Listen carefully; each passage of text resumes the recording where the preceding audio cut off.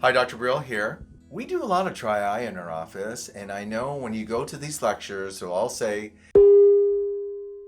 hand out a survey at the front desk for all the patients to see if they have a dry eye, or see if they need dark adaptation, or to see if they need all sorts of other extra tests.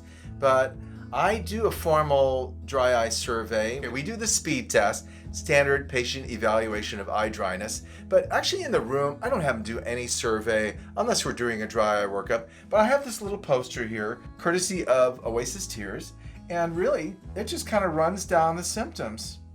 So here, I can have my staff, when they're doing the history, just say, take a look over here. Do you have any of these? And especially when they say, I have watery eyes, I don't have dry eyes, you could say, yeah, that's exactly what it is. You have excess tearing, watery eyes, but it's a symptom of dry eyes. We all know dry eye is not a very good term for our patients and what they describe. Sometimes they're itchy, but just really ask them, do you have any of these? Now that will prompt you perhaps to ask or about their dry eye in a patient, or at least have you push on their lids so they can see if you get some oil out.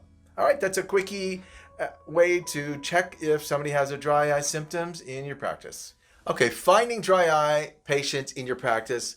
You already know a third of them to maybe a half of them have dry eye. So don't make it rough on yourself and your staff. Just ask them, do you have any of these symptoms here? And then think, don't forget about it. Think by the end of the exam, you've already looked at their lids, you've looked at their tear film. Say, let's go ahead and schedule you for a more formal dry eye workup. It looks like you got dry eye. You've got the symptoms for it. Let's find out what the root cause is, and we'll prescribe the appropriate remedy. Now, as far as your dry eye workup, I'm assuming you already have some kind of a protocol. So when you're asking these patients to come back for a dry eye workup, we schedule them right in a room with my scribe. So if you ask them to go up front, remember, patients morph to be a consumer when they go up front. So let's get all the clinical things done while you're in the exam room.